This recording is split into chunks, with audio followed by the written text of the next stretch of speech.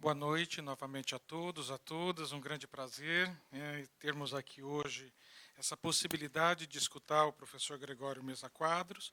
Então, é com grande satisfação que damos início à conferência de abertura do 4º Simpósio Internacional Pensar e Repensar a América Latina e do 2º Congresso Internacional Pensamento e Pesquisa sobre a América Latina. Meu nome é Júlio César Suzuki, sou professor associado do Departamento de Geografia da Faculdade de Filosofia, Letras e Ciências Humanas e também vice-presidente da Comissão de Pós-Graduação do PROLAN. É com grande satisfação e alegria que estarei, então, coordenando os trabalhos dessa noite. Assim, chamo para termos aqui presente conosco o nosso amigo, professor doutor Gregório Mesa Quadros, da Universidade Nacional de Colômbia, que falará sobre o tema Sociedades Rurales, Conservação, Justiça e Direitos Ambientales em la era del capitaloceno androcêntrico. O professor Gregório Mesa Quadros é doutor em Direito, magíster em Filosofia del Direito e abogado. Professor titular com tenência de cargo da Faculdade de Direito, Ciências Políticas e Sociales de la Universidad Nacional de Colombia e investigador sênior de MinCiencias. Además, es profesor de doctorado, maestría y especialización en las universidades Javeriana y Rosario, Tadeo Lozano, del Norte, UIS, UNAVI y la UPTC. E professor invitado de outras universidades nacionais e estrangeiras, latino-americanas e europeias, gestor de programas de maestria e doutorado, evaluador de programas acadêmicos e de concursos docentes, e, además, autor de vários livros sobre os direitos ambientais e com publicações de numerosos artículos em revistas colombianas e do exterior. Professor investigador, diretor do Grupo de Investigação em Direitos Coletivos e Ambientais, RIDICA, com dedicação em docência, investigação e assessoria jurídica em projetos de diverso caráter em direito constitucional, direitos humanos, direitos ambientais, direitos coletivos e direitos étnicos, además de los temas de justicia ambiental, justicia indígenas, licencias ambientales, pasivos ambientales, consultas prévias, territorialidade étnica, áreas de conservação natural, parques nacionais e outras áreas protegidas. Además, também trabalha com ética ambiental, gestão ambiental, movimentos sociais, ambientalismo popular, políticas públicas ambientales e rutas de resolução de conflitos ambientales em la construcción de la paz. Ha sido asesor de los pueblos indígenas, afrodescendientes y raizales, comunidades campesinas y urbanas en procesos de etnodesarrollo, justicia propia, problemáticas territoriales y ordenamiento territorial. Además, también consultas prévias e consentimento prévio livre e informado, assim como em direitos étnicos e ambientais. Muito obrigado, professor Gregório, por sua presença neste evento internacional. É uma grande alegria tê-lo aqui conosco. Então, passo a palavra e vou me sentar na plateia para escutá-lo.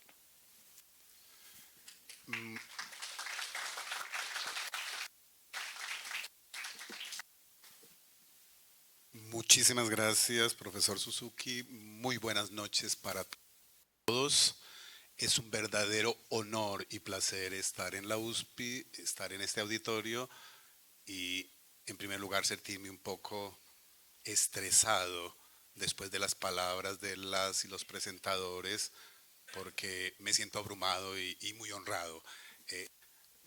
No mucho por decir, pero cuando yo acostumbro a empezar a hablar, no hay quien me calle y eso hace parte del espíritu latinoamericano y del Caribe. Entonces voy a hablar como latinoamericano. Curiosamente, la charla, sin tener un sentido estrictamente así pensado,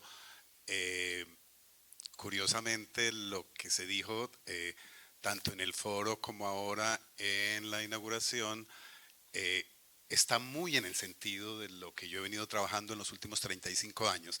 Entonces te propongo, hay como 3 momentos de mi presentación. Ustedes van a ver unas diapositivas, unos slides que ojalá no los de lo que yo voy diciendo, porque tengo a su vez una presentación que quiero leer seguramente una parte en español, otra en portugués, y algo salga en portoñol.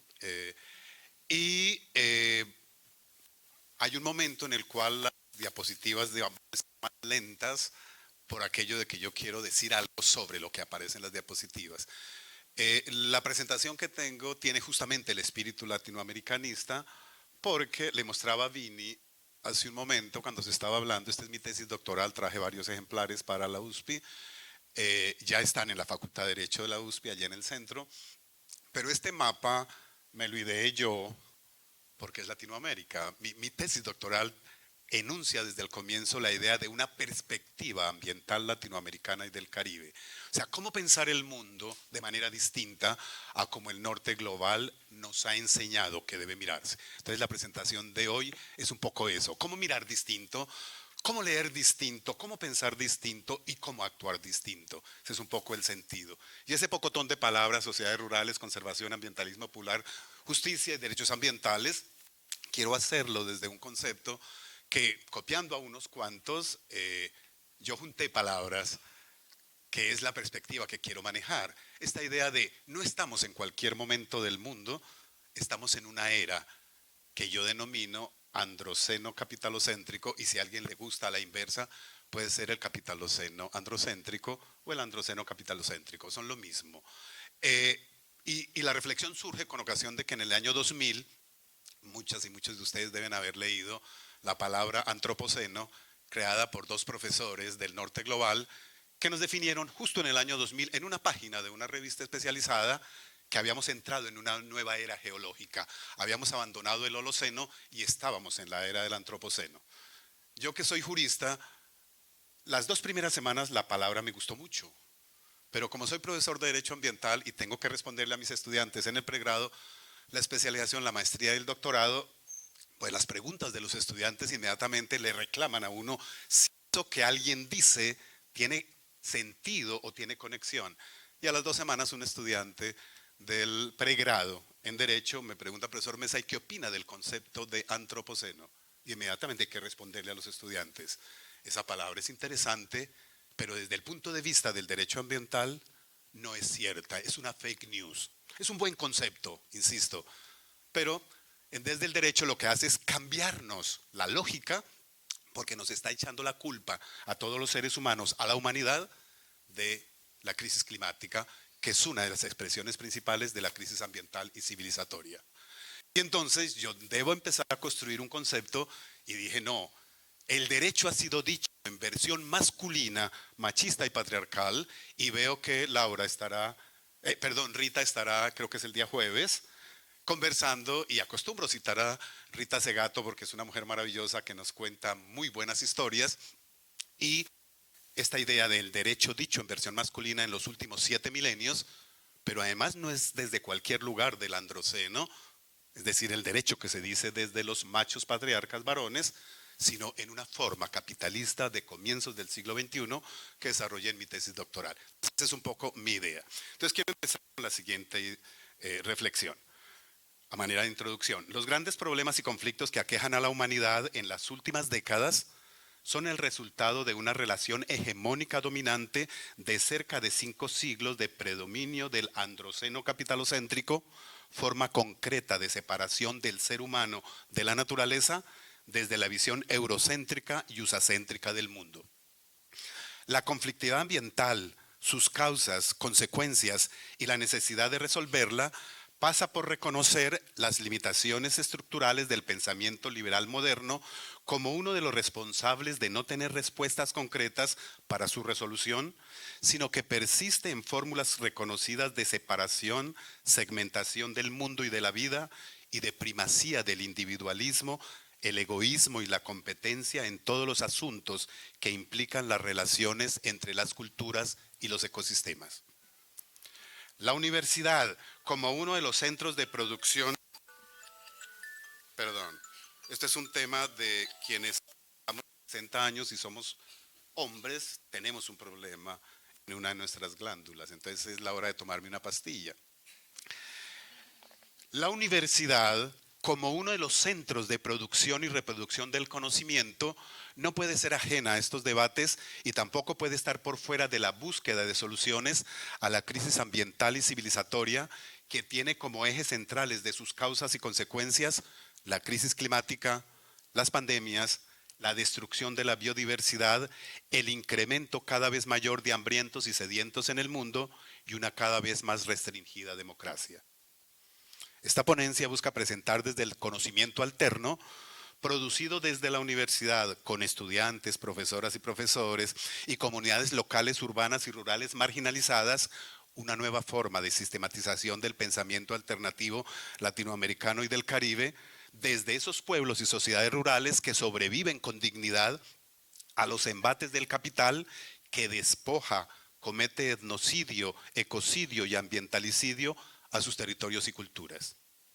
Desde un análisis jurídico-político crítico, presento las líneas de pensamiento y acción más relevantes de esta relación de encuentro, sistematización, producción y visibilización de esta nueva forma de conocimiento y saber académico y popular para la resolución de conflictos ambientales de los tiempos actuales y futuros, desde las ideas de ambientalismo popular, justicia ambiental, derechos ambientales y Estado ambiental de derecho y de derechos, que en su origen será un Estado latinoamericano y del Caribe, como ejes de una investigación jurídico-política alternativa y crítica, que se piensa desde lo ambiental como saber y acción destituyente y constituyente, y que desarrollaré en 3 momentos.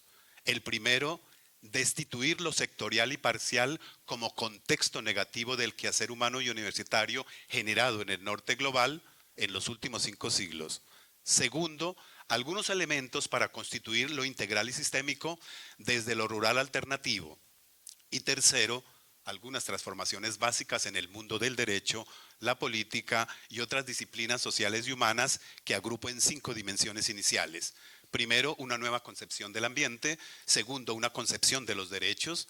Tercero, una nueva dimensión del Estado. Cuarto, una nueva visión de la justicia. Y por último, el papel de la academia y la necesidad imperiosa de apoyar el cuidado y defensa de la vida. Todo ello desde las enseñanzas que pueblos y sociedades tradicionales han ejercido en mi ejercicio académico investigativo en los últimos 35 años. Primero, destituir o retirar o sectorial e parcial.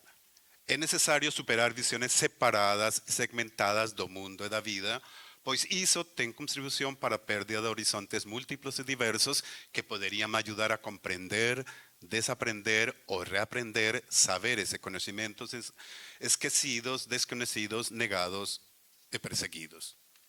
5 siglos de vigencia de pensamiento hegemónico basado en creer que para comprender el mundo era posible olvidarnos del todo y de sus elementos y componentes junto a sus múltiples interacciones, ha servido para producir conocimiento con técnica y ciencia unidimensional que promovió egoísmo, individualismos, competencias y segmentos disciplinares que no dialogan entre sí, salvo cuando es para promover dinámicas de producción y reproducción de los negocios y la apropiación de todo para la acumulación del capital. En ello, reconocemos cómo se separó el ser del saber, del sentir, del hacer o del querer. Se dividió el conocimiento social del natural. Se creyó que solo el pensamiento y la técnica moderna occidental de origen europeo y luego estadounidense era pura, consistente, científica y contenía la verdad. Por tanto, otros saberes eran solo cuentos y mitos premodernos a abandonar y superar. Se habló de ciencias puras, las asociadas al conocimiento de cómo funcionaba la naturaleza objetivada desde disciplinas naturales que como la física, la química, la matemática, separándolas de las disciplinas sociales, las cuales se afirmó solo eran meras especulaciones no comprobables, pues no cumplían el rigor de la pureza científica.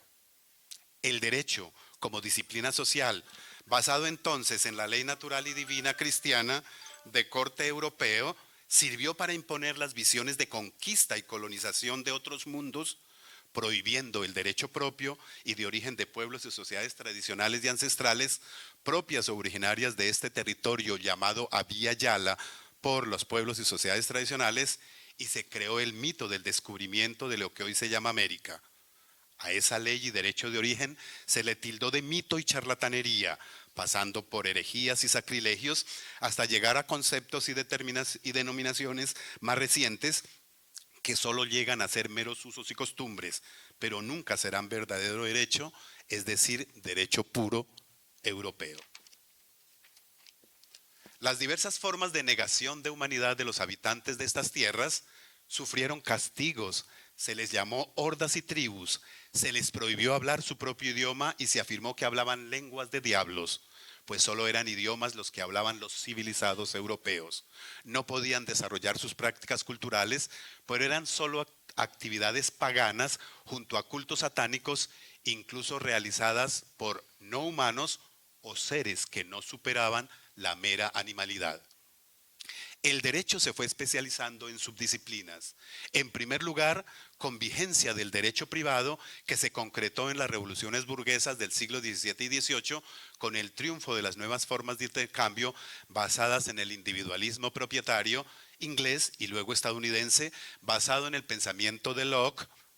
Ahí está justamente la frase de Locke que retomo para que lo tengan en cuenta, y del Código Civil Continental francés napoleónico de 1804, dos visiones europeas que sistematizaron y concretaron la nueva ley universal basada en la propiedad privada individual, prohibiendo cualquier forma comunitaria y colectiva de uso de la naturaleza por ser premoderna y contraria al sagrado derecho de libertad del tráfico y el intercambio de la única nueva forma de propiedad, la propiedad privada individual.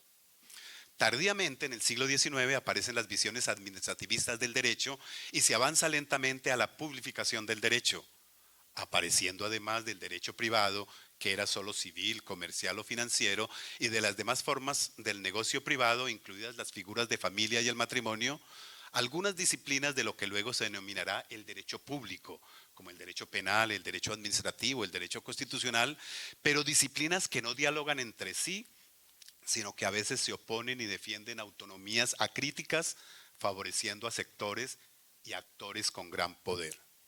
La idea de derechos humanos, tan importante a inicios de la modernidad, asunto que hay que abonarle al pensamiento liberal europeo moderno, también se basó en la idea de segmentación y parcelación.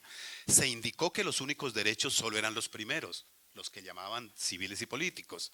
Cuando a fines del siglo XIX se empiezan a discutir lo que hoy se conocen como derechos sociales, la oposición del poder hegemónico empresarial de la CFE, la CEPAC, siguió insistiendo que el Estado solo debía garantizar las tres grandes libertades, la de la propiedad, la de cultos y la de pensamiento. Por tanto, los derechos económicos, sociales y culturales, que algunos teorizaron como derechos de segunda generación, solo son expectativas que algún día se colmarán cuando los países sean ricos. Y Latinoamérica seguramente solo será rica en otros 5 siglos.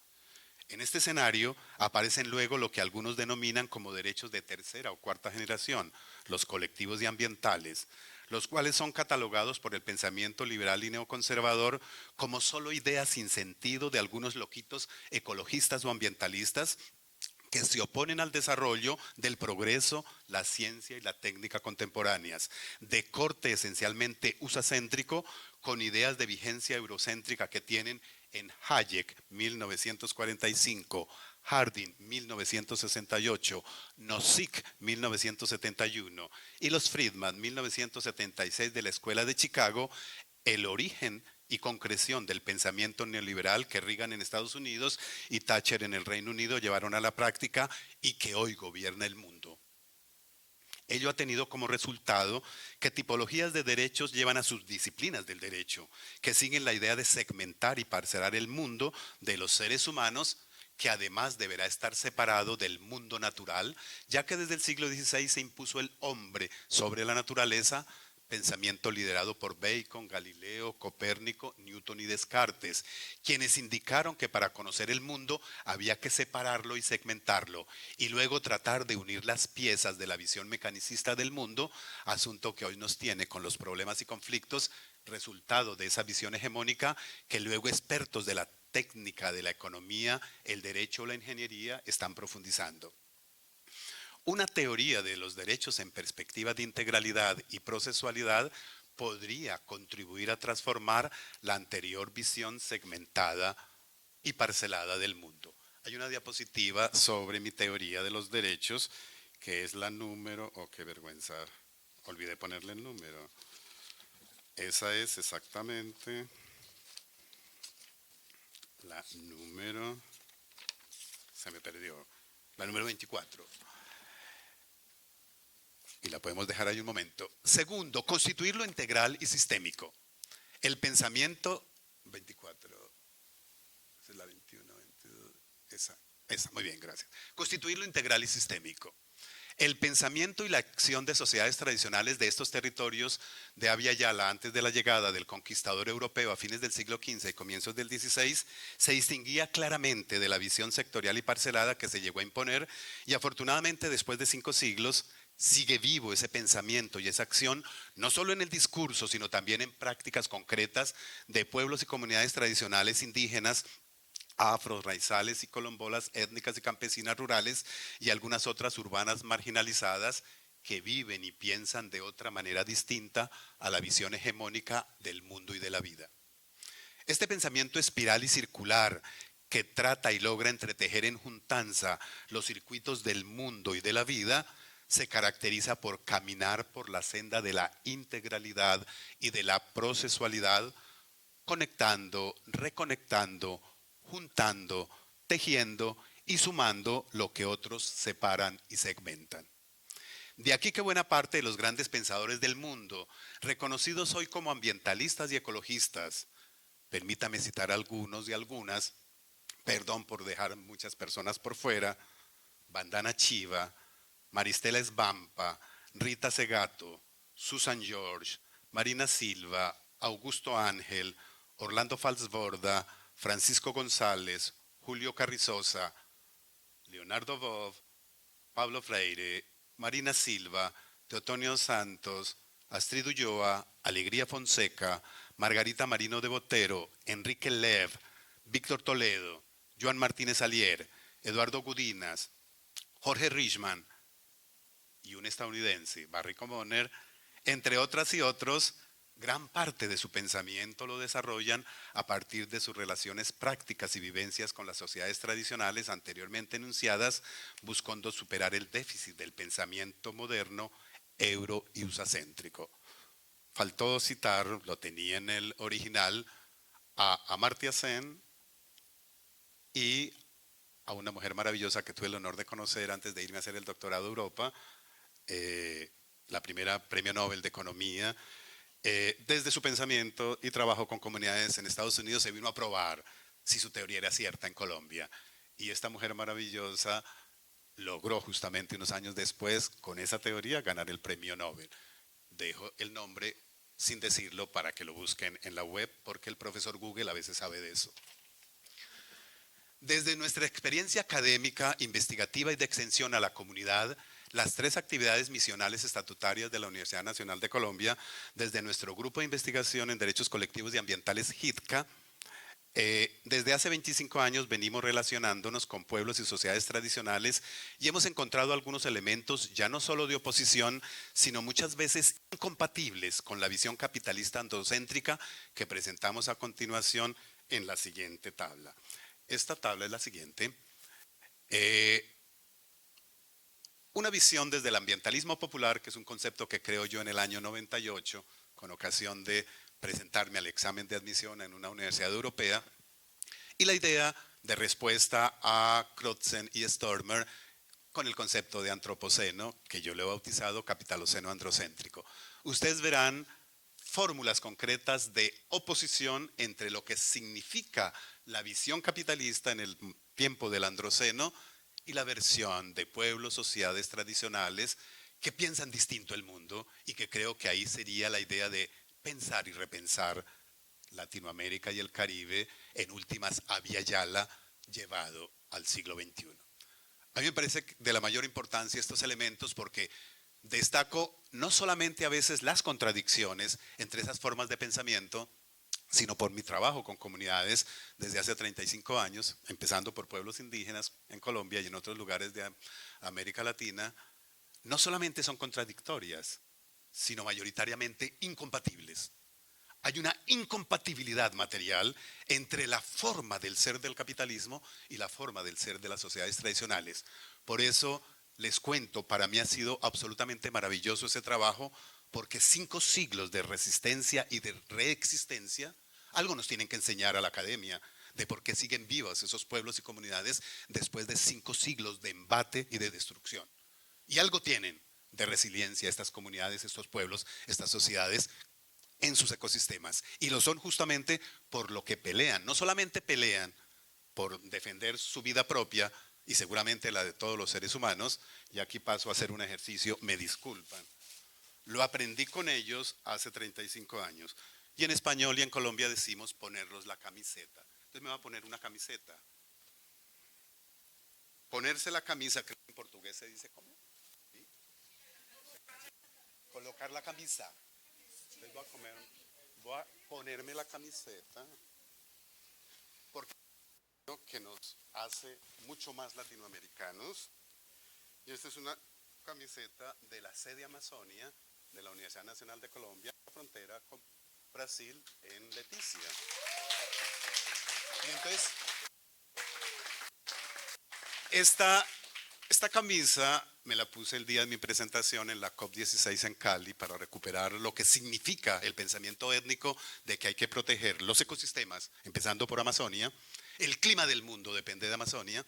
Yo vivo en Bogotá y estamos sin agua porque los ríos voladores que nacen en Amazonia no estaban llegando en los últimos 3 meses y medio a Bogotá y empezó un racionamiento de agua terrible. Es decir, la interconexión, la conexión, la dependencia y la codependencia de esa forma de pensamiento, algo tiene que decirnos para resolver los problemas del siglo XXI.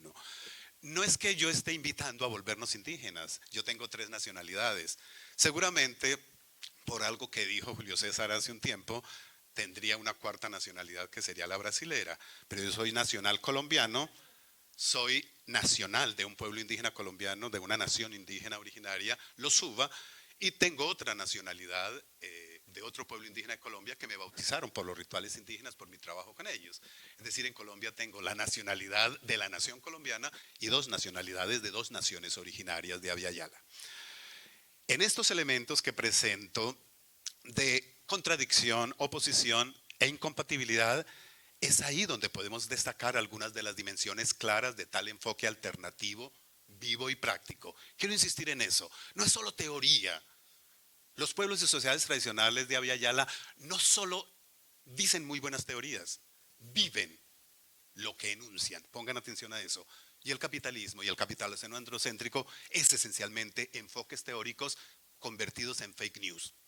Lo he teorizado desde el año 99 cuando empecé mis estudios de doctorado y ya les contaré algunas experiencias en esta semana sobre ello.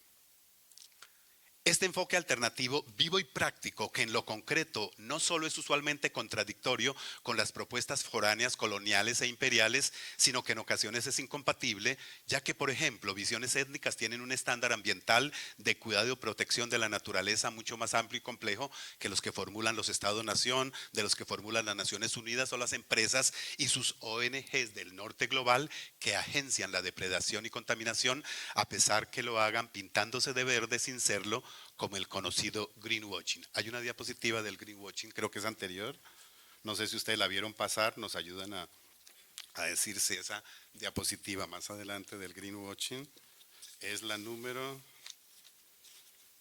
es la número 20, esa, ahí está. Greenwashing, teñirse de verde, pintarse de verde, es la moda en el último tiempo.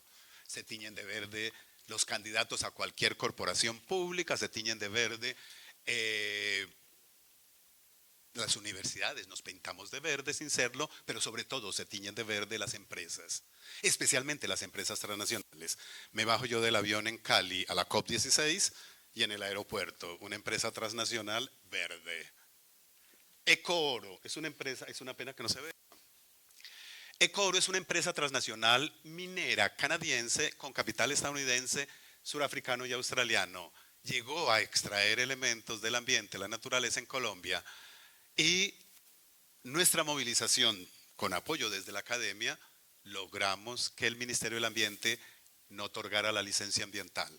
se fue la empresa a Canadá y 2 años después regresa. Primero esa empresa demanda a Colombia, al Estado colombiano, de eso podemos hablar también, y después llega, 2 años después, una empresa con un nuevo nombre, Eco Oro. Es posible que si yo me tiña de verde, además me ponga el color de la bandera de Colombia, yo pase por colombiano y por ser buena gente. Y resulta que no. Lo que dice en la web. Pero la moda, mire aquí abajo. ¿Qué es el greenwashing? La empresa que más emisiones, la empresa aérea, digamos la compañía aérea, que más emisiones atmosféricas emite al mundo, es una empresa europea que ustedes conocen, que es de las baratas. Ahí está, Ryanair. Y mire su logo, empresa con bajos precios, bajos costos y bajas emisiones. Disculpen la expresión, en Colombia nosotros decimos eso, pura carreta, puro bla, bla, bla. El greenwashing es bla, bla, bla. Entonces hay que desmontar el bla, bla, bla, que son las fake news desde hace más de 3.000 años seguramente. Ello es así porque en la práctica concreta, estados ricos, empresas transnacionales y naciones ricas y ONG ricas promueven la externalización de los costos antiambientales, tanto a ecosistemas como a las culturas que los habitan, pero hablan del antiprincipio ambiental, el que contamina paga, ya que tienen ese poder para hacerlo burlando las normas constitucionales y legales de los países del sur global, quienes siguen siendo sus botines de los neoextractivismos. De otra parte, prometen proteger el ambiente, no contaminarlo ni dañarlo, y para ello, tiñéndose de verde, promueven normas internacionales que luego esos países y empresas no firman o no cumplen, obligando a los países del sur global a que sigan tales dictados, y para ello convocan cumbres globales como la que acaba de culminar en Cali, Colombia, con la COP16 de biodiversidad, y la que se inicia la próxima semana en Bakú, Azerbaiyán, la COP29 de cambio climático, para dar más de lo mismo y no resolver nada, porque los poderes fácticos, empresas y Estado-nación ricos quieren quedarse con la diversidad biológica que ya han agotado en sus países, o buscan seguir exportando la contaminación que antes producían en su Estado-nación, pero que ya no soportan sus ciudadanos, y de aquí la famosa frase en inglés del ecologismo de los ricos. NIMBY, N not, I in, M back, en my backyard. En portugués se dice SMNA, SIM, más now aquí. Los ecologistas del norte global le dicen a sus estados-nación, usted puede hacer lo que se le dé la gana en este estado, pero por favor no lo haga cerca a mi casita. Ese es un tema central que yo he trabajado en mi tesis doctoral, y de ahí una de mis respuestas que la enunciaré más adelante. Es decir, que se contamine y se dañe en otro lugar cualquiera, pero no en mi patio trasero. Not in my backyard es NIMBY en inglés. En español es pan. Sí, pero aquí no. Al lado de mi casa no. Contamine donde sea. Pueblos indígenas, territorios indígenas, pueblos afro, quilombo, etcétera. Es en el lugar de los pobres y se puede contaminar. Volviendo al tema de la integralidad y sistemicidad del pensamiento alterno, lo hemos denominado ambientalismo popular, pensamiento y acción de pueblos, comunidades y sociedades que se resisten a los embates del capitaloceno androcéntrico, el cual se basa en la idea, pongan atención, de extraer la mayor cantidad posible de recursos naturales, que así los llaman, en el menor tiempo posible. Es el sueño del capitalismo en el androceno. Sacar la mayor cantidad posible de recursos naturales en el menor tiempo posible. Desconociendo los tiempos de recuperación de la naturaleza, mientras que las sociedades tradicionales se mueven en otra lógica, la que hemos sintetizado como, abro comillas, lo escuché de indígenas en Colombia, acceder y consumir de a poquito y con cuidado. Miren lo interesante, unos es saque rápidamente la mayor cantidad posible de naturaleza antes de que se acabe, u otro lo saque, porque el negocio está en sacarlo uno de primero. En cambio, el pensamiento étnico, el pensamiento afro y quilombola y el pensamiento de los camponeses es, hay que consumir de a poquito y con cuidado, porque sabemos que la naturaleza tiene límites. Esto es importantísimo. Y el derecho liberal europeo, hoy neoconservador y neoliberal, está basado en justamente crecimiento ilimitado. Por eso en su momento escribí un texto que ustedes lo pueden bajar de la web con ocasión de un seminario internacional que me invitaron a Sao Paulo hace unos años. Me invitan a decir algo sobre el tema del turismo y bauticé mi ponencia Ecoturismo o la cuadratura del círculo. Es imposible el ecoturismo, pero se tiñe de verde. De la misma manera que el desarrollo sostenible es teñir de verde el desarrollo, es decir, el capital. Por algo Naciones Unidas tiene que cambiar cada 20 años el concepto de desarrollo del 72 al 92, desarrollo sostenible, y como no funcionó en 20 años, inventó el concepto de economía verde, generalización de la mercantilización de la naturaleza, que es el periodo en que estamos hoy. Tercero, transformaciones básicas en el mundo del derecho, la política y las demás disciplinas sociales y humanas que quieran escucharme a mí en la carreta que he hecho, es decir, en el discurso. Reconociendo el papel de los estados más industrializados, las grandes empresas transnacionales y las ONGs del norte global en el papel de la erosión y destrucción de la diversidad y la profundización de la crisis climática, no podemos dejar de denunciar sus múltiples acciones tecnoentusiastas asociadas al patentamiento y control de todas las formas de vida mediante la promoción de la agricultura industrial basada en los monocultivos, el uso intensivo de insumos agroquímicos, las modificaciones de organismos vivos mediante la ingeniería genética y la biología sintéticas y la instrumentalización de la información sobre secuencias genéticas, el acaparamiento de tierras, la destrucción de los bosques naturales, la contaminación intensiva y generalizada de suelos, aguas y bosques, que han terminado apropiando privatísticamente el mundo y la vida y acabando con la agricultura tradicional, disminuido la biodiversidad y controlado la producción de alimentos sanos por alimentos ultraprocesados que generan hambre, enfermedad, contaminación, dependencia y muerte. De otra parte, y a partir de la persistencia en las fake news y el greenwashing, donde los grandes poderes fácticos nacionales, internacionales y globales buscan y logran apropiarse injustamente de todos los elementos de la naturaleza a la que de manera reduccionista y parcelada llaman recursos naturales, recursos humanos, capital natural, capital humano, con el único objeto de despojar, extraer, robar y acumular a costa de los elementos naturales y las culturas que habitan territorios y ecosistemas. Lo consiguen externalizando los costos del deterioro ambiental a esos ecosistemas y a sus habitantes, como la única manera que se puedan hacer ricos, pero en los últimos años se les denomina emprendedores, cuando deberían ser llamados por su propio nombre y sus propias acciones. No son más que despojadores, acaparadores que se tiñen de verde sin serlo y acusan y estigmatizan a pueblos, comunidades, sociedades, organizaciones y sus liderazgos de oponerse al desarrollo, o mucho más grave, ser rebeldes, vándalos o terroristas, incrementando las amenazas, los desplazamientos y los asesinatos y enjuiciamientos ilegales. Por todo lo anterior, no está de más en insistir en la necesidad de traducir los daños y el deterioro antiambiental en la concreción de diversos mecanismos de conocimiento y saber para la construcción colectiva de acciones para la verdad, la justicia, la reparación y la garantía de no repetición, elementos y componentes del estándar de derechos que debía convertirse en el mínimo al que pueblos, comunidades, sociedades e individuos a comienzos del siglo XXI no solamente deberíamos aspirar, sino tener y estar protegidos materialmente. Ello debería iniciar, y aquí está de alguna manera mi propuesta, por el reconocimiento material de por lo menos los siguientes 5 dimensiones. Primera dimensión, una nueva concepción de ambiente. Pensar el ambiente en su integralidad significa reconocerlo desde la diversidad ambiental. ¿Recuerdan lo que dijo María, nuestra vicerrectora? María Minta. Maravilloso, es eso. Hay que empezar a entender la integralidad. La complejidad del mundo y de la vida son la realidad.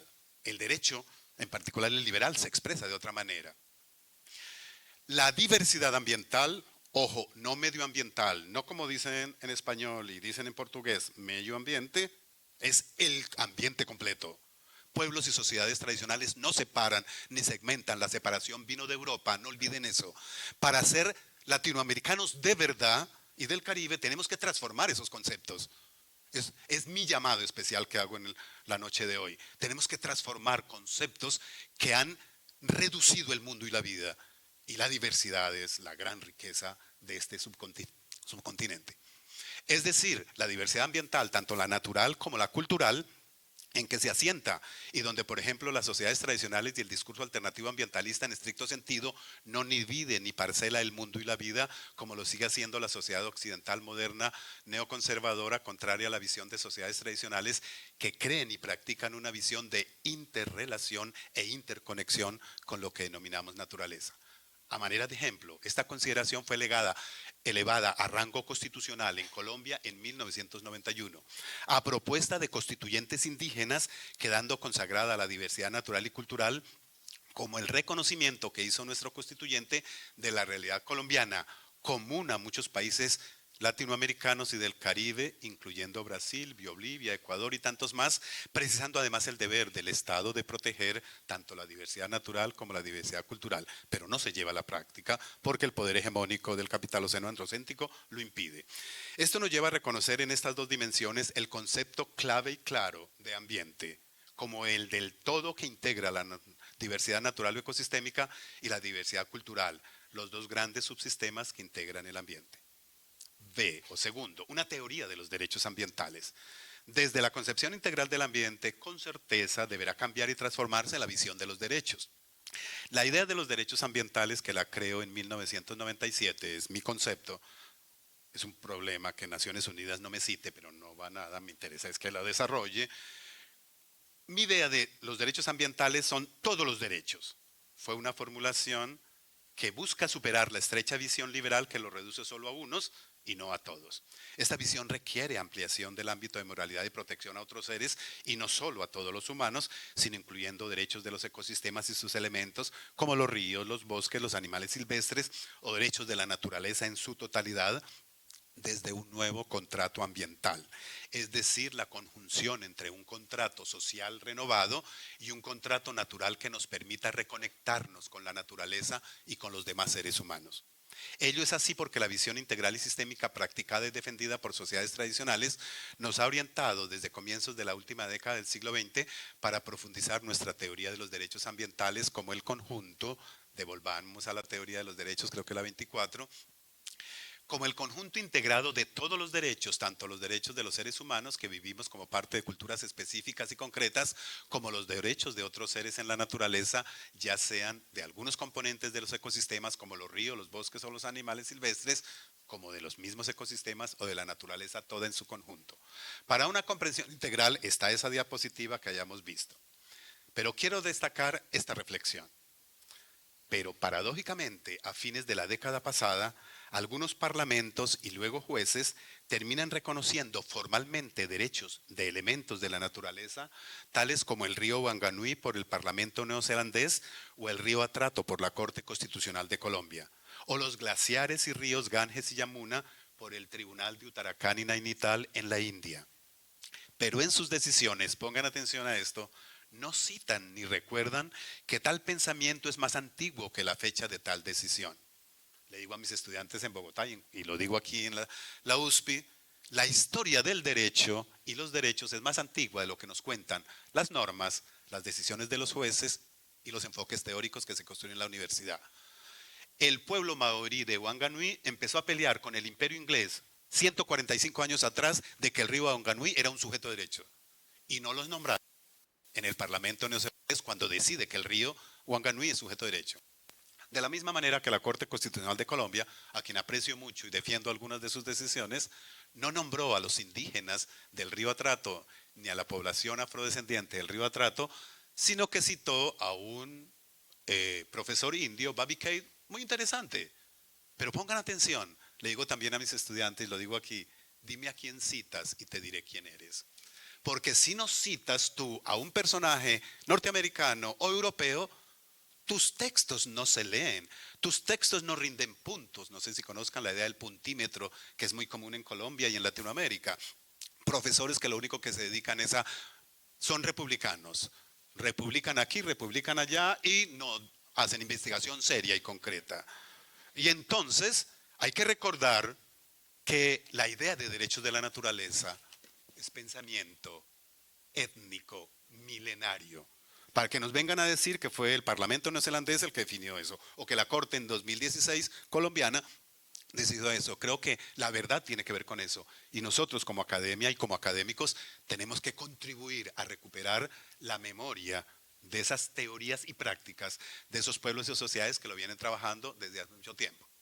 Entonces, pareciera que legisladores, jueces y funcionarios de la administración y luego ciertos sectores de la academia nos reclaman citar bien autores, especialmente si son europeos o norteamericanos, en el derecho como Kelsen, Hart, Rawls, Alexis, Dworkin, Locke, Montesquieu o Babiquet, pero no a nuestros sabios y sabias sabedoras tradicionales que practican el uso cuidadoso de los elementos naturales y culturales, así como transmiten conocimiento y saber colectivo y comunitario centenario y milenario. Es decir, no es la teoría liberal moderna la que crea la teoría de los derechos de la naturaleza. Esta teoría es más antigua de lo que nos cuentan las leyes, sentencias y argumentos teóricos contemporáneos.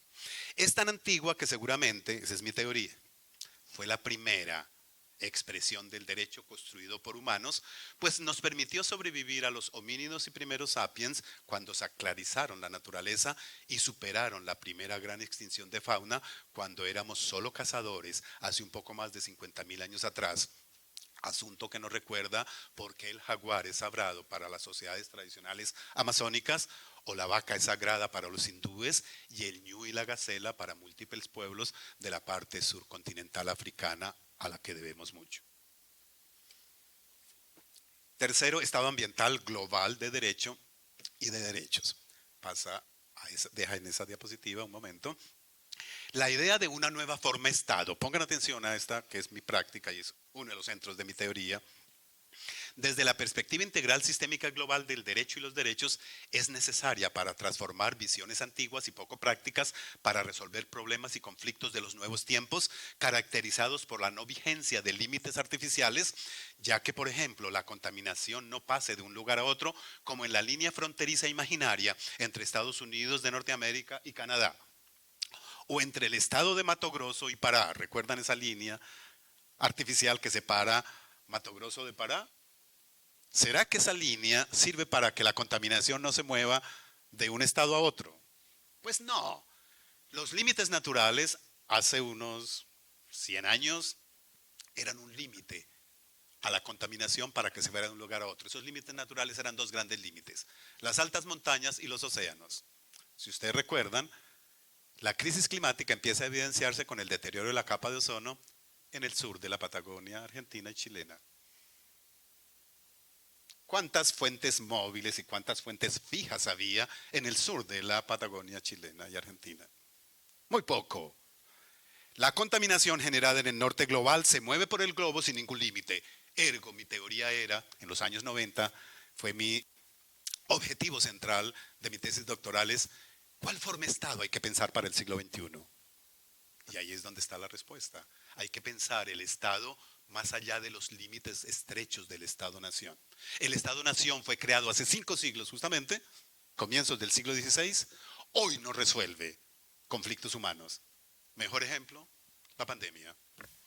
Los Estados-Nación se encierran, recuerdan, nos confinamos y resulta que el capital sí no se confinó. Incluso nos contaron historias de que los animales habían llegado a las ciudades, de que la naturaleza estaba recuperando. Cuando después empezamos a mirar cifras de cuánta contaminación se había reducido, se incrementó significativamente la contaminación en tiempos de pandemia. Y por eso, los hombres más ricos del mundo se volvieron doblemente ricos. ¿Lo hicieron por ser grandes emprendedores? No. Robaron a la naturaleza con mayúscula. Es decir, robaron a los ecosistemas y robaron a los seres humanos que habitamos esos ecosistemas. Cuando en 1997 teorizamos la necesidad de definir una nueva forma de Estado, estábamos pensando en deconstruir y reconstruir las territorialidades y espacialidades desde los multiniveles territoriales y espaciales, asumiendo la existencia y persistencia de la conflictividad en lo local, regional, nacional, internacional y global. Pero no imaginábamos que la crudeza de la pandemia de la COVID-19 fuera tan consistente para decirle al mundo la necesidad de transformar radicalmente las concepciones precarias de la modernidad jurídico-política euro-yusacéntrica. Voy cerrando. Tú me dices, ¿cuánto tengo? ¿Está bien? Pero seguramente lo más paradójico es ver cómo el capital no tiene límites, ya que no se confinó, sino que siguió cumpliendo su cometido de profundizar el daño y el deterioro en tiempos de pandemia, aunque los medios masivos de comunicación e información, pagados por ese gran poder, mostraban en imágenes y relatos cómo la naturaleza regresaba a las ciudades, cómo se respiraba aire un poco limpio y la acumulación seguía su curso, incluso exigiendo a los Estados-nación que les ayudaran a superar la crisis con nuevas gabelas, exenciones y protecciones a los más ricos y poderosos. No sé cómo pasó en Brasil, pero en Colombia terrible. A una empresa transnacional le iban a regalar 340 millones de dólares y a hombres y mujeres muy pobres de Bogotá, la policía los perseguía cuando salían a vender un tinto o un café para conseguir darle algo a sus hijos en la casa. Ahí sí el derecho actuaba con fuerza contra esos seres humanos vulnerabilizados, pero muy generoso con empresas transnacionales. Cuarto, justicia ambiental, es el centro de mi teoría, la siguiente diapositiva. Bueno, dejemos esta que está el contenido, dejemos ahí. Justicia ambiental. Una nueva idea de justicia ambiental en estricto sentido debe pasar necesariamente por la concreción de una serie de elementos y componentes en nuestra visión práctica, mínimo 18 elementos, dentro de los cuales queremos destacar por lo menos 10 de ellos, incluyendo los 3 anteriores, que no profundizaré al haber reseñado algunos contenidos específicos. Pero quiero destacar 2 cosas de estos 3 primeros. Sujetos. Ese elemento es clave. Creo yo que una teoría de la justicia ambiental debe pensar la idea de sujetos más allá de los meros humanos. En mi teoría, son sujetos de derecho, los humanos, todos, y otros seres en la naturaleza. Segundo, temporalidad. Curiosamente, el derecho ha sido pensado en una idea de solidaridad y responsabilidad solo con unos poquitos seres humanos. Por eso es androcéntrico. Es defendiendo a los varones machos patriarcas. Las mujeres sí que nos pueden enseñar cómo. Una mujer francesa maravillosa, semanas después de escrita la Declaración Universal de Derechos de los Franceses en 1789, publica un texto que se llama la Declaración Universal de los Derechos de la Mujer y la Ciudadana. Y los revolucionarios franceses, tan poco revolucionarios, se preguntan cómo se atreve una mujer a hablar de derechos si los únicos que tenemos derechos somos los machos patriarcas. La investigan, la persiguen, la capturan y la pasan por la guillotina. Esa es la historia del derecho que a mí me gusta enunciar para recordar cómo las mujeres han peleado los derechos mucho más fuertes seguramente que nosotros los hombres. Por eso mi enfoque además tiene un enfoque diferencial, donde el género es un elemento central. El derecho, insisto, ha sido construido históricamente en versión masculina, para que nos vengan a decir que estamos en la era del antropocentrismo. Antropocentrismo, ser humano, hombres y mujeres, y seguramente, y por supuesto los demás géneros, androcentrismo, visión patriarcal del mundo. Tercero, territorialidad y espacialidad. Mi idea de que la nueva forma de Estado debe superar el Estado-nación es el Estado ambiental global de derecho y de derechos. No vamos a resolver ningún problema global, la crisis climática, la crisis por erosión de la diversidad biológica en el mundo, empezando por Amazonia, las crisis antidemocráticas, todo lo que los colegas en la inauguración y antes en el foro se había dicho, eso no se va a resolver con el Estado-Nación. Es necesario transformar la forma de Estado. 5 siglos de Estado-Nación me parece que son sensatos. Hay que cambiarlo. Y me parece que si no pensamos en lo global, no estamos avanzando mucho. Creo que el espíritu americano va justamente en la idea de superar los Estados-Nación, los compartimentos estancos en que son nuestros Estados-Nación. Cuarto, equidad ambiental 1. Aquí me parece que es un elemento clave de justicia ambiental. Si tú no distribuyes el ambiente o naturaleza para todos los sujetos, el concepto 1, tú no estás haciendo nada por la justicia ambiental, de verdad. Seguirás echando bla, bla, bla. Segunda dimensión de la equidad ambiental 2. Ahí yo recupero algo del pensamiento europeo y norteamericano. Ellos hablan de justicia ambiental solo de esa dimensión, la número 5. Redistribución de costos y beneficios.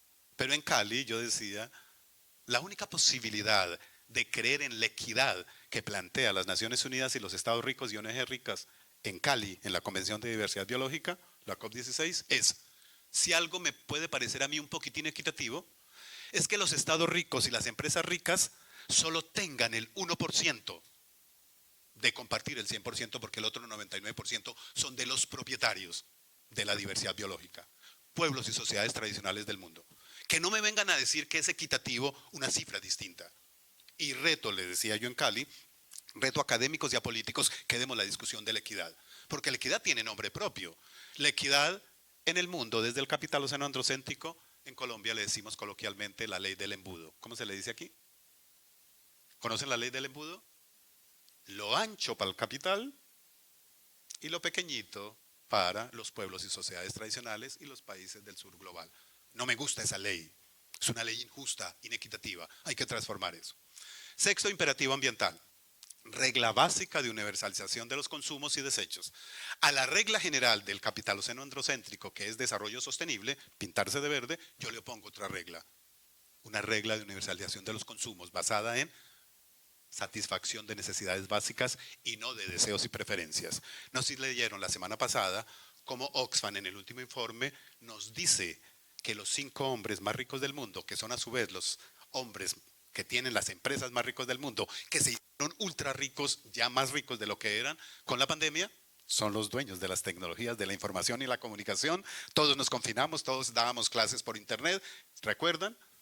Entonces, esta idea del imperativo ambiental es justamente, vamos a cambiar y a transformar los deseos y preferencias. Lo que dice el estudio de Oxfam es un hombre, no una mujer, un hombre, el hombre más rico del mundo, consume lo que consumen 20 millones de seres humanos. ¿Quién contamina más? Los libros en la academia enseñan que son los pobres. Pero hay que desmontar esa teoría, eso no es cierto. Contamina más quien tiene aviones particulares y toma aviones privados y tiene yates privados. Y los yates privados contaminan más que los aviones privados. Ese es el concepto que yo construyo de huella ambiental sostenible para resolver los problemas humanos. Mientras no definamos una huella ambiental sostenible de verdad, no vamos a transformar nada. Octavo, el acceso a la administración de justicia en asuntos ambientales, la gran pelea de la norma llamada Acuerdo de Escazú. Interesante. Para defender derechos, creo que se requieren normas internacionales, pero también nacionales. El noveno, quiero detenerme un momento para decirlo o reiterarlo, ya lo dije, contrato ambiental. Superar el mero contrato social. Parece ser que solo los humanos nos encontramos, nos enseñaron los europeos del siglo XVII y XVIII, es un acuerdo entre humanos para depredar la naturaleza.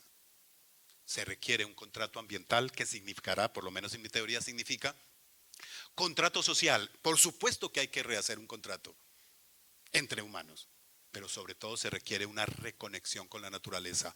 El pensamiento eurocéntrico y usacéntrico nos separaron de la naturaleza de manera artificial. Y parece que ahora nos estamos separando incluso desde aquí. La reconstrucción del pensamiento y la acción latinoamericana pasa necesariamente por la reconexión con la naturaleza, especialmente, por supuesto, de quienes estemos desconectados, porque los pueblos y sociedades tradicionales sí están conectados. Una anécdota, en un estudio de impacto ambiental en Colombia, una empresa transnacional petrolera de curioso nombre occidental, con sede en Los Ángeles, California, Occidental de Colombia Incorporated, proponen para la mitigación de los impactos que va a causar con la extracción petrolífera, propone hacerle cursos de conservación a los indígenas UBA, donde estaba sacando el petróleo. Pongan atención a ustedes lo que eso implica para el conocimiento académico. Y hay gente que le sigue a eso. Hay que enseñarle, pobrecitos indios, no saben cuidar y conservar. Hay que enseñarles. Si entienden la lógica del capital, si entienden el poder que tiene el capital y que ha tenido en los últimos 5 siglos para que eso se diga y se haga y la academia o un sector de la academia replique y repita eso. Y el décimo, el movimiento por la justicia ambiental, no me detengo, es el movimiento afroestadounidense maravilloso de los años 80 que logró grandes triunfos, incluso que el presidente Clinton lleva a prohibir el racismo antiambiental que se practicaba en Estados Unidos, necesario en todos nuestros países del sur global. Quinto, y con esto cierro, qué pena, Julio César. El quinto es algo, ¿qué debería hacer la academia en la defensa del ambiente? Es algo que me toca a mí personalmente y es parte de la idea central de mi trabajo académico, pero desde lo popular. ¿Cuál es el rol y el papel de la universidad tanto en la generación, producción, sistematización, difusión del conocimiento? Esa es una muy buena pregunta que sobre todo requiere seguramente transformar radicalmente el papel que cumplimos en la academia. El papel del profesorado y el estudiantado, así como de las unidades académicas, ya sean departamentos, facultades, sedes, no puede ser solo el de siglos o décadas pasadas. Debe estar reorientado por múltiples dimensiones y consideraciones. Si me permiten, voy a destacar unas 3 o 4 de manera rápida. Primero, la ética y lo ético ambiental. Bajo el entendido que el conocimiento no es neutral, pongan atención a esto, sino que está preordenado por nuestras visiones del mundo y de la vida, solo nos queda ser responsables de lo que hacemos, decimos, escribimos, sistematizamos y publicamos. Ser riguroso significa ser también respetuoso de otros saberes y conocimientos diversos y alternos, pero también ser crítico de los contextos sociohistóricos que limitan las posibilidades de transformación de los mundos posibles.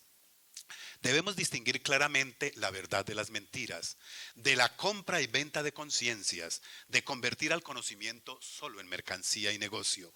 Debemos ser críticos de nosotros mismos, revisando lo que hacemos internamente, lo que hacemos con otras instituciones académicas estatales, la relación con lo privado, con lo internacional, lo regional, latinoamericano y caribeño, etc.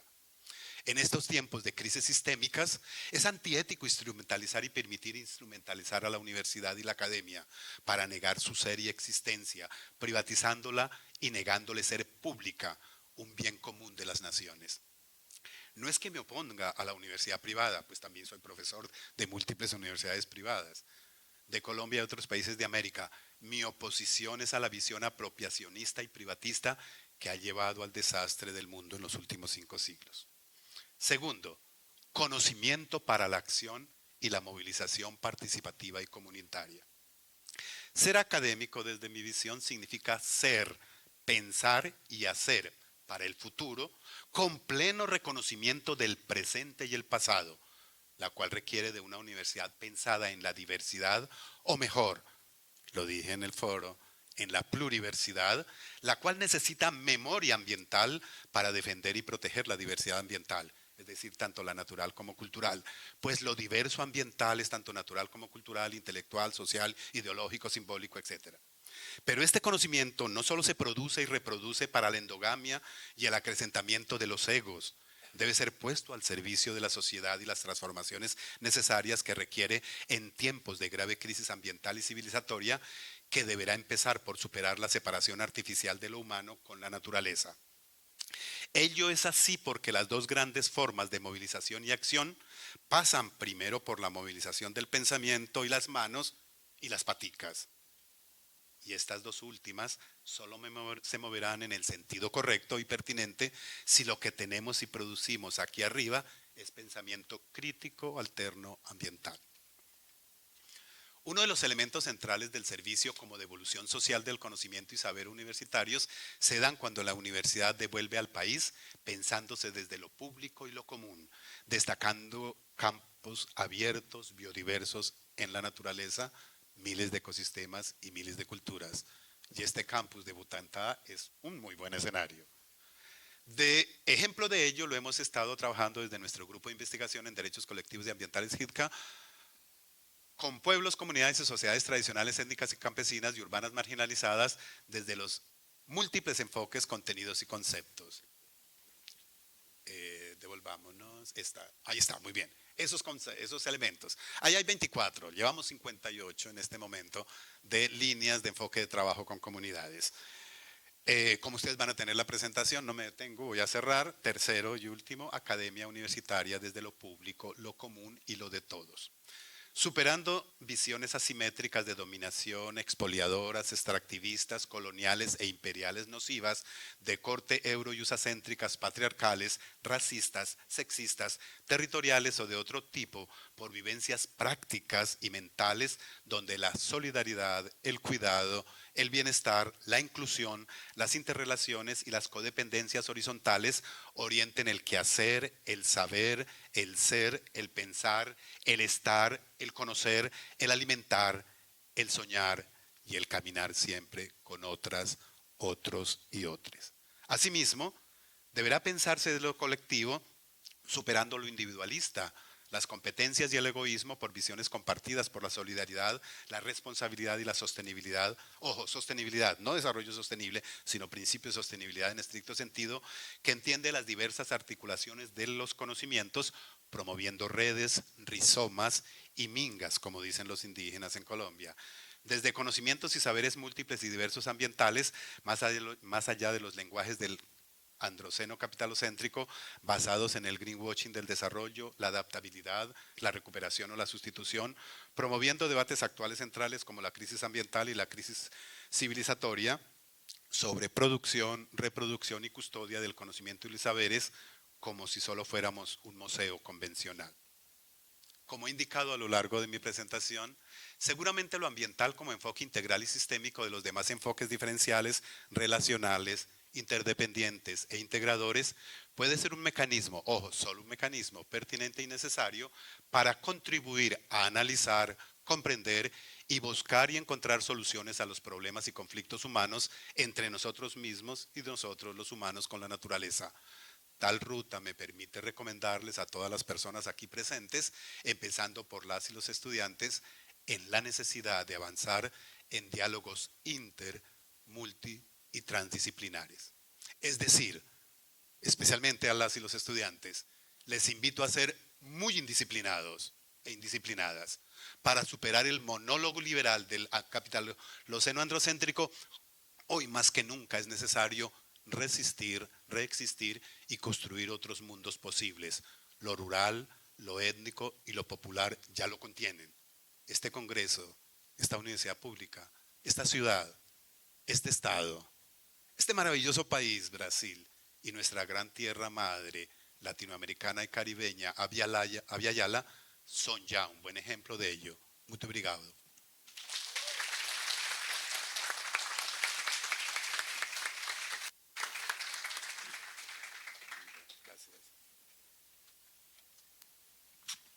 Agradecemos imensamente a presença, então, do professor Gregório Mesa Quadros, por sua brilhante conferência, que muito nos inspira na discussão do ambiente na América Latina, e, sobretudo, nos fala de utopia, nos fala de um novo mundo, nos fala de possibilidades e, principalmente, da necessidade de lutar por um outro direito. Muito obrigado, professor.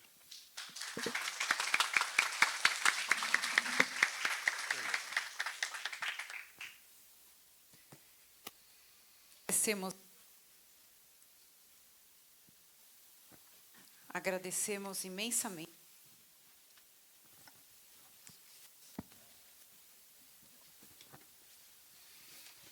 as tecnologias.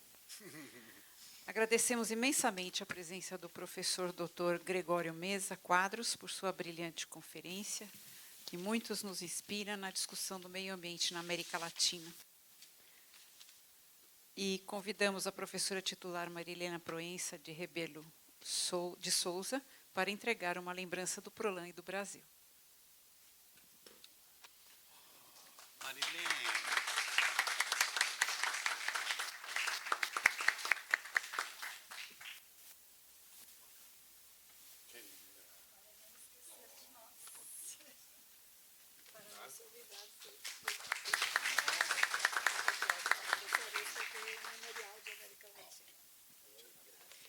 Nós agradecemos a presença de todos e de todas nesta solenidade de abertura e conferência.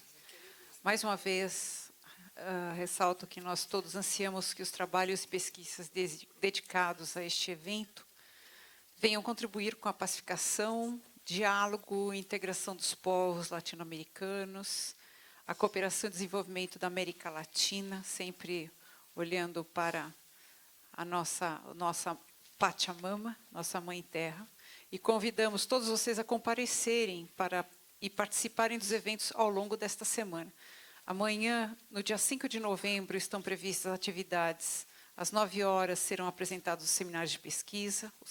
Amanhã também, ao longo do dia, teremos os lançamentos dos livros, as atividades culturais. Às 14 horas, a primeira mesa redonda, eixo temático questões étnico-raciais de gênero e religiosidade na América Latina. Às 16h30, mesa redonda 2, eixo temático campesinato latino-americano nos mundos das águas, das florestas e dos campos. Às 18 horas, a conferência Desde onde pensar e imaginar a América Latina, a ser proferida pelo Dr. Armando Silva, da Universidade Nacional de Colômbia, e sob coordenação da professora titular Lisbeth Rebolo